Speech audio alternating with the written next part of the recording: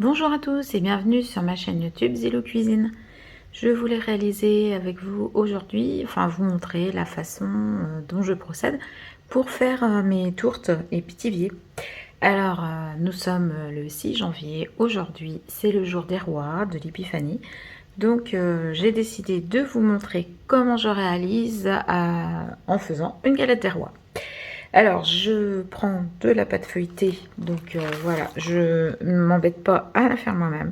Je prends de la pâte feuilletée, des purs beurre hein, par contre, mais déjà déroulés. Là, j'ai trouvé des petits kits chez Auchan, des petits kits spéciaux qui contiennent 2 rouleaux de pâte feuilletée, la fève et la couronne. Donc, on va y aller, on va utiliser ça. Donc, donc là, moi, vous l'avez compris, ça va être une galette donc sucrée.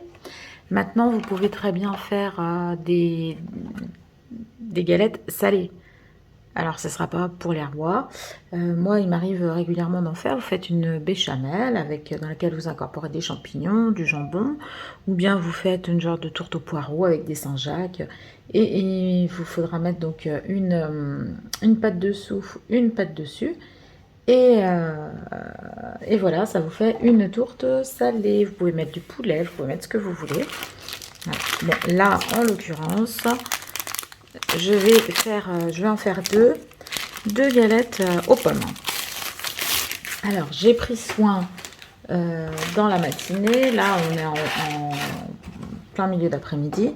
Dans la matinée, j'ai pris soin d'éplucher, de couper en petits morceaux des pommes. Hein. Alors, il y a différentes variétés de pommes que j'étais ramassées au mois de septembre.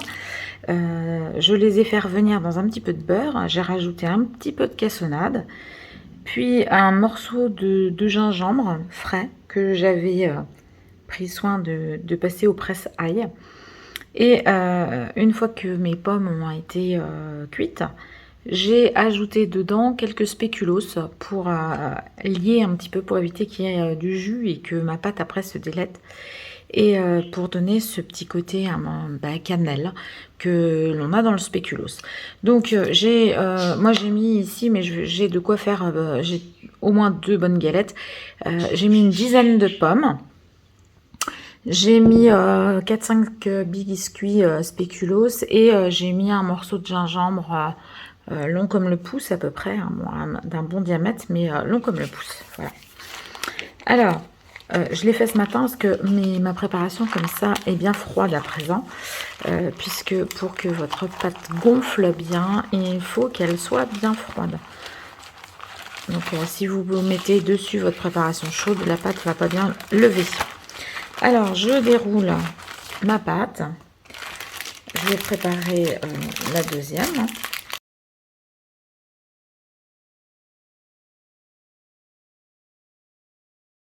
Donc, je vais venir dérouler mes deux... alors, je vais prendre mes repères. Hein. Donc, je vais venir dérouler mes deux pâtes l'une par-dessus l'autre. Voilà, comme ceci. Et à l'aide d'un couteau bien pointu, je viens donc découper, ça va me marquer comme ça celle qui est dessous. Je viens découper sur tout le tour de ma galette une bande d'environ 1,5 cm, 2 cm. Donc c'est pareil, tout va dépendre de ce que vous allez y glisser à l'intérieur. Plus votre préparation va être liquide, plus votre bord devra être épais pour éviter que ça ne fuite au moment de la cuisson. Voilà, alors ma première pâte est faite, elle est coupée, je vais la débarrasser, je la mets derrière. Donc vous voyez sur ma deuxième pâte, j'ai les contours qui sont dessinés, donc j'ai plus qu'à suivre ces contours.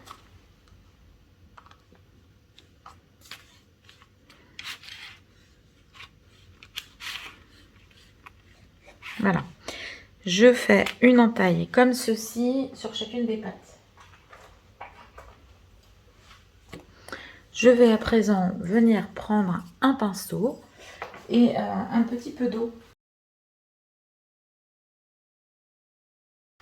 Alors voilà, j'ai mis un petit peu d'eau dans un récipient. Je viens prendre un pinceau et je mouille. Je vais mouiller ici l'intérieur de ma pâte. Sur 2 bons centimètres.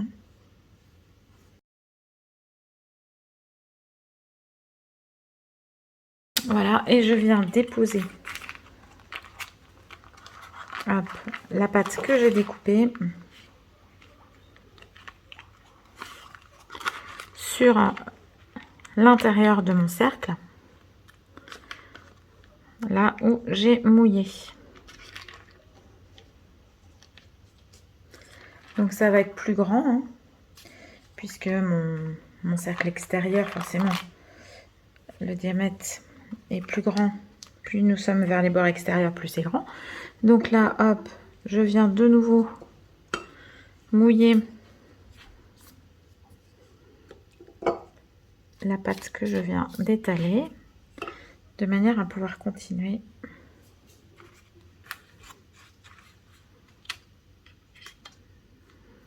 Voilà, donc c'est tout bête, hein.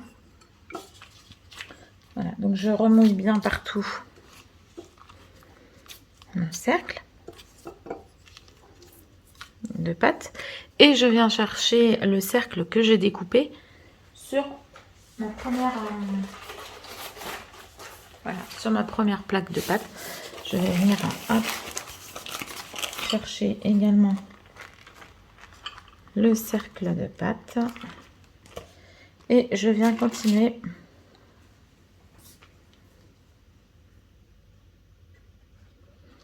à appliquer comme ceci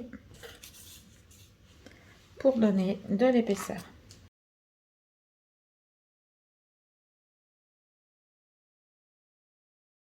Alors il faut le faire assez vite parce que la pâte elle se réchauffe et plus la pâte se réchauffe, plus elle s'étire.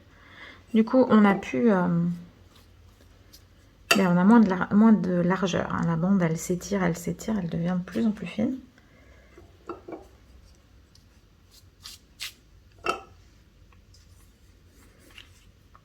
Hop, voilà.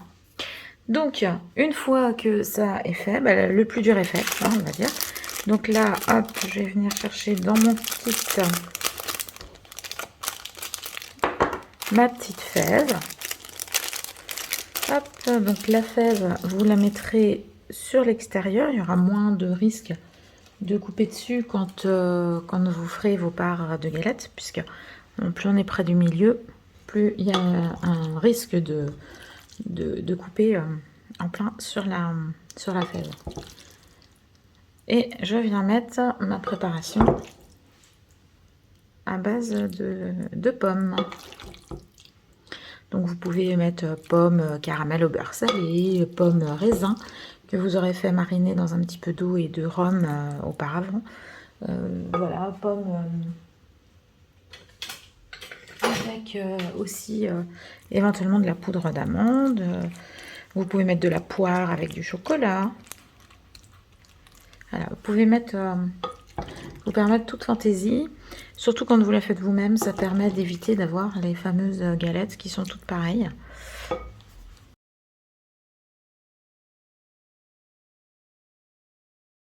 Voilà, donc je viens essayer d'étaler en couche uniforme sur tout le pourtour sans déborder sur la bande de pâte que je viens d'appliquer.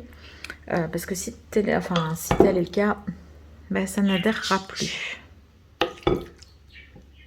Alors je mets à peu près la moitié de mes pommes. Vous voyez, une bonne dizaine de pommes pour une galette, pour 2 galettes, donc ça fait à peu près 5 à 6 pommes pour une belle galette. Voilà, ça va nous faire des galettes bien généreuses.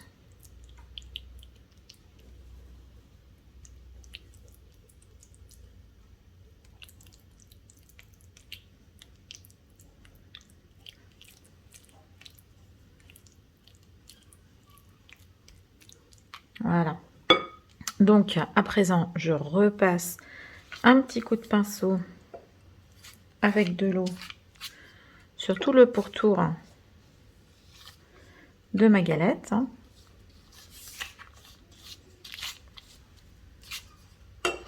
Et je vais venir à présent appliquer bien le chapeau.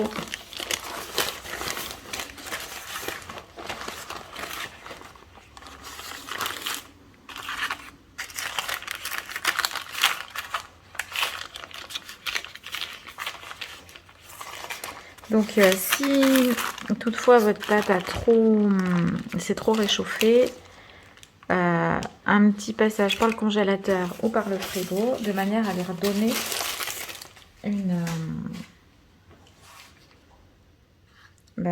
un petit coup de froid. Donc là, je viens bien faire adhérer tous mes bords comme ça sur la partie mouillée pour éviter qu'il y ait des fuites. Voilà, je vais prendre une cuillère. Et avec ma cuillère, je vais faire des petits dessins comme ceci pour souder les bords. Donc j'appuie avec ma cuillère légèrement de biais, voyez, pour faire des petits motifs, des petits dessins de façon régulière.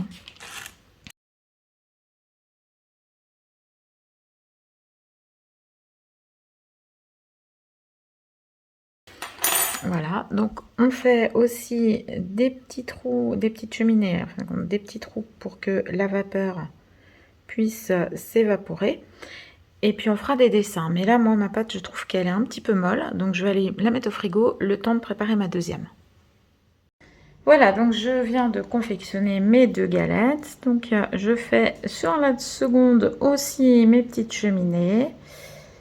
Et puis je vais faire des dessins.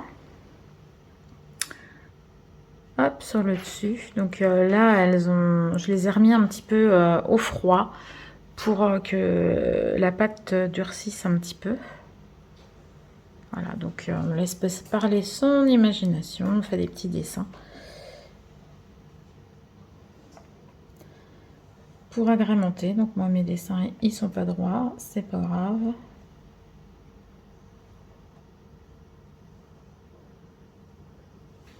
Je suis pas au centre de la galette, mais c'est pas grave.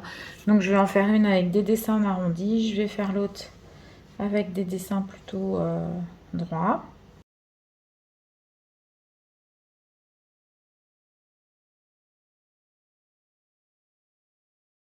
Donc je fais ça avec le dos de mon couteau.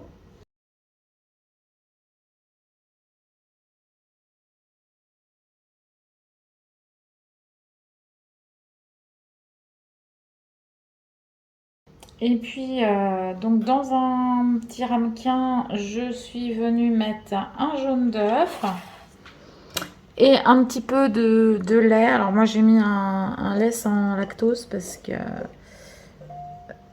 j'ai une petite intolérance au lactose, mais bon, après vu la quantité, c'est pas non plus énorme. Donc je vais venir mélanger, voilà, mon jaune avec mon lait pour pouvoir dorer le dessus de la galette.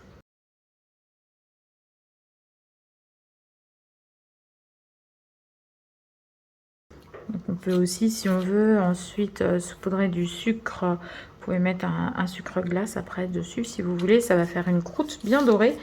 Moi je le fais pas parce que je trouve que c'est joli, hein, mais je trouve que c'est très collant. Ça colle beaucoup aux doigts et ça ramollit après si on la mange pas tout de suite. Donc là, on vient d'entendre le four. Donc j'ai mis mon four à préchauffer à 200 degrés en chaleur tournante.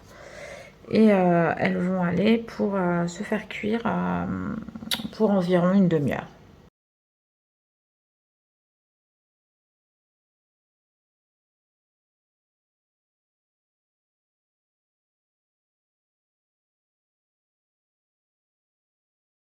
Voilà, donc mes galettes sont bien dorées. Je vais aller les enfourner. Et on se retrouve environ dans 30 minutes pour que vous puissiez voir ce que ça donne. Alors voilà, ça fait environ une demi-heure que mes galettes sont en train de cuire. Donc je vais venir ouvrir le four pour vous montrer. Voilà, bon, vous avez le droit à la vapeur. Vous voyez, la galette a bien gonflé, hein, vous voyez, sur le côté. Alors celle du dessous, elle est un petit peu moins exposée. Donc je vais voir, je vais tirer un petit peu bah oui, vous voyez, elle est un petit peu moins dorée. Mais elle est aussi, voilà, elle a bien gonflé. Les côtés ont bien gonflé. Elle est bien droite. Vous voyez, ça fait une galette bien épaisse comme ça et bien plate. On n'est pas sur une galette en forme de chapeau. Voilà ce que je voulais vous dire.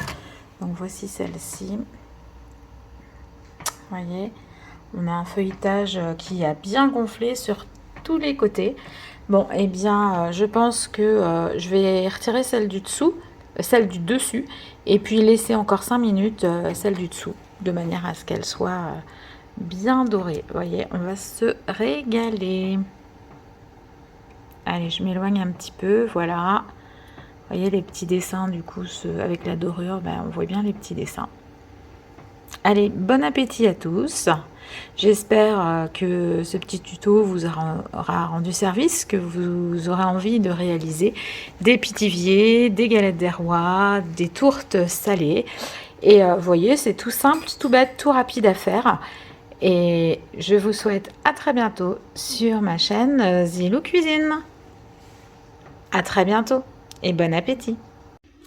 Alors voilà, une amie m'a confié qu'elle faisait elle-même sa pâte feuilletée. Alors j'ai voulu essayer. Donc je vais vous donner les proportions. Et puis on va essayer ensemble.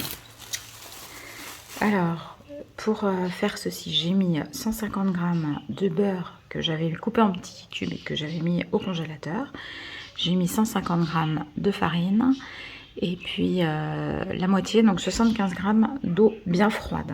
J'ai passé tout ça, alors moi c'est le compagnon, Moulinex, et ça donnait un aspect un peu sableux. Et j'ai étalé sommairement au rouleau et j'ai enroulé, fait un escargot. Et j'ai mis ma pâte, ça fait 3 quarts d'heure qu'elle est au frigo. Donc maintenant, je vais l'étaler. Voilà, on va faire un rectangle. Donc je vais essayer, je vais couper ma pâte en deux pour faire pour faire une galette. Hein. Il me faut un dessus, un dessous. Et puis cette fois-ci j'ai changé, j'ai préparé. Alors j'ai préparé de la crème d'amande. Alors moi en quantité pour une galette, j'ai mis 60 g de poudre d'amande, 60 g de beurre mou. 60, enfin ouais, j'ai mis un petit peu moins, j'ai mis 50 g de sucre en poudre. Donc j'ai bien mélangé tout ça pour avoir une pommade. Donc beurre, sucre et poudre d'amande hein, en proportion égale. Et j'ai rajouté ensuite un œuf entier. Donc j'ai mon appareil qui est là. Et puis je viens de réaliser parallèlement une crème pâtissière. Donc je l'ai faite avec un demi-litre de lait, une demi-gousse de vanille, 2 œufs entiers que j'ai battus, 30 g de farine et 50 g de sucre. Alors, vous pouvez mettre un petit peu plus de sucre hein, si vous voulez. Moi je ne sucre pas trop mes pâtisseries. Donc le but ça va être de venir ensuite incorporer de la crème pâtissière dans ma crème d'amande. Donc la crème pâtissière, j'ai calculé, donc en crème d'amande, j'ai environ 240-250 g. Donc je vais venir incorporer 100-120 g de crème pâtissière dans ma crème d'amande. Donc ben là, j'étale bien ma pâte feuilletée. Jusqu'à présent, ça reste assez simple à faire. Bon, je vais faire peut-être tant pis, on va faire une galette carrée. Hein.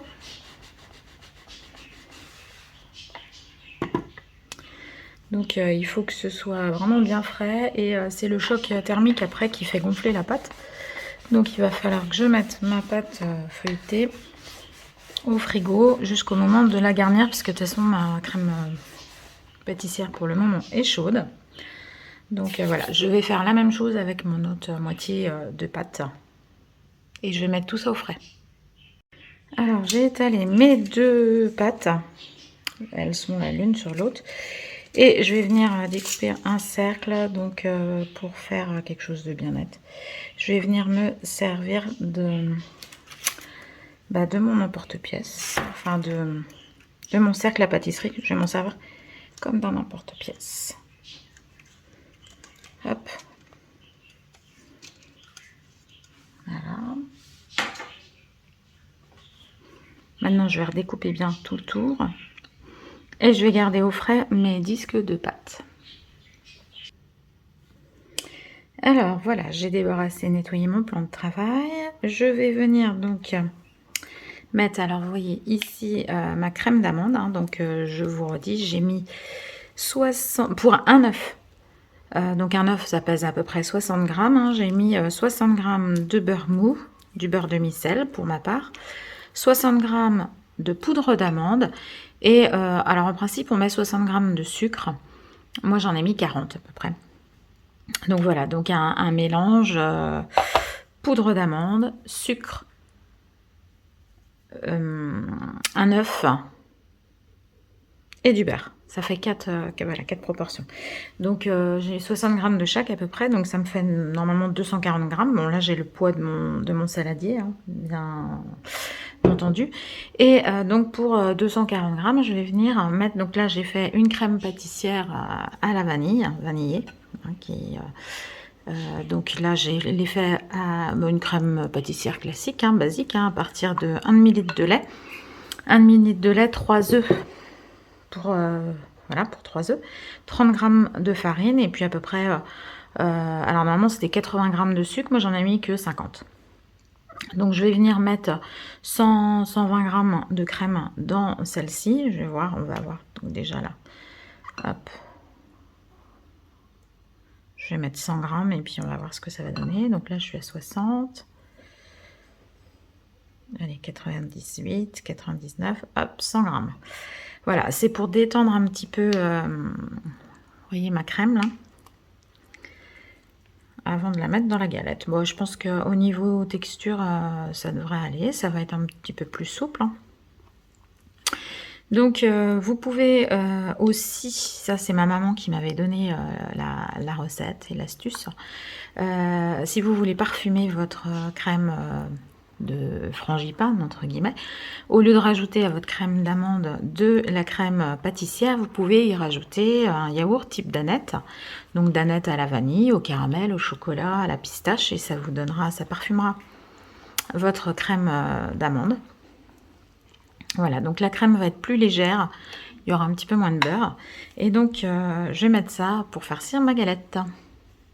Alors avec mon restant de crème pâtissière, parce que vous voyez avec 1 demi-litre j'en ai quand même pas mal, ben, ou on va manger ça, je vais mettre ça dans des petits pots puis on va manger ça comme ça, ou alors pourquoi pas faire un millefeuille, ou moi je pense que je vais l'incorporer à un riz au lait pour faire un genre de gâteau de riz bien crémeux, bien voilà, ça va donner un petit goût un peu vanillé. Alors hop, j'ai envie de goûter,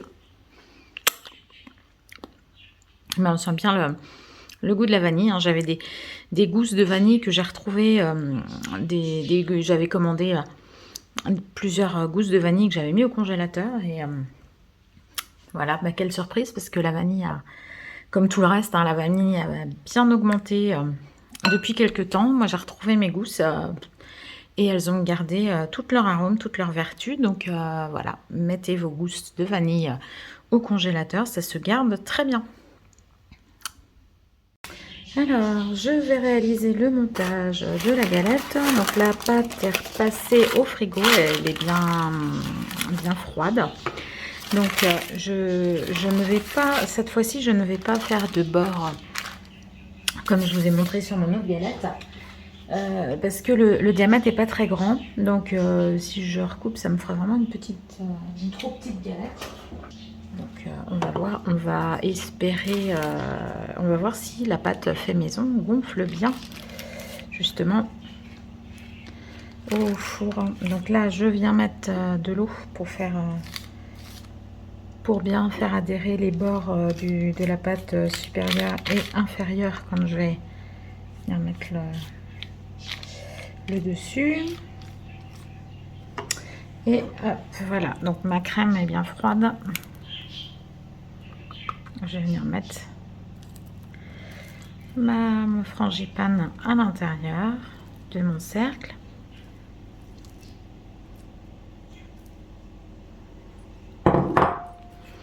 On va venir y mettre une fève également.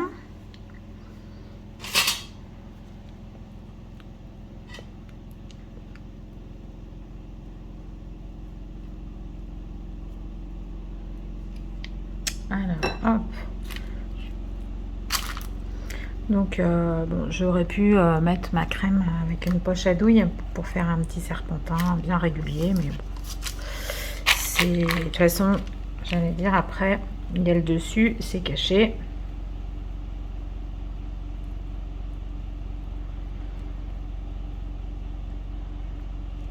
Ce qu'il faut, c'est qu'il y en ait bien partout.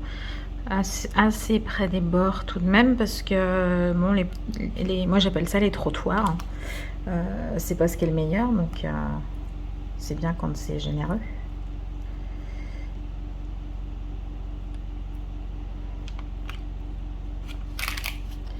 Hop, bon bah elle va être mignonne ma petite galette.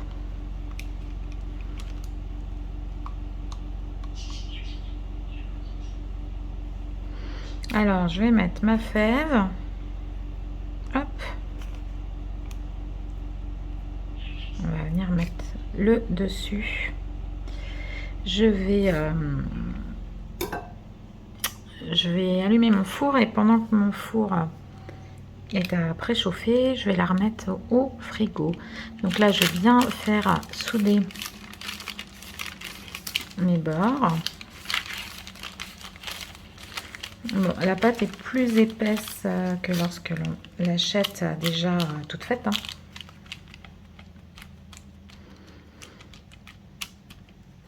Voilà, donc je vais venir toujours faire, alors peut-être avec une cuillère aussi, les bords.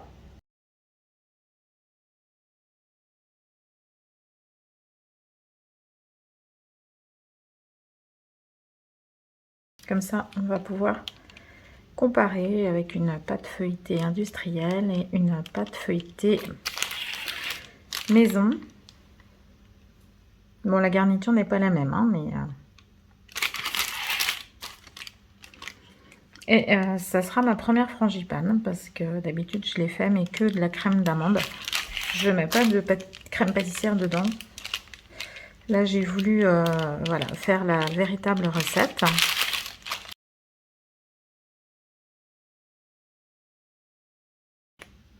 Voilà, donc avec le dos du couteau, on va faire des petits dessins. Donc hop, on va partir du centre.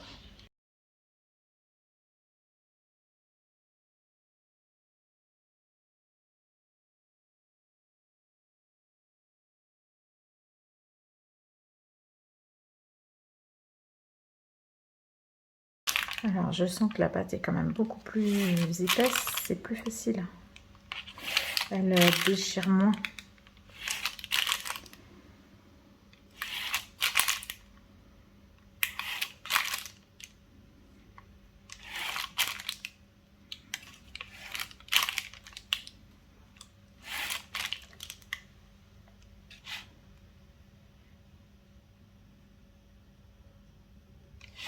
Voilà, donc je vais aller chercher un jaune d'œuf et puis je vais dorer tout ça.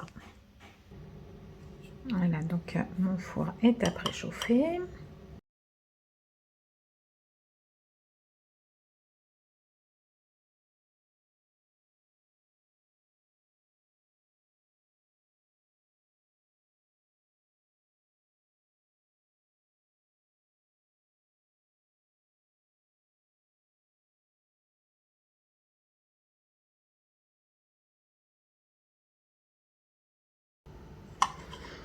Voilà, alors direction frigo, le temps que mon four soit chaud.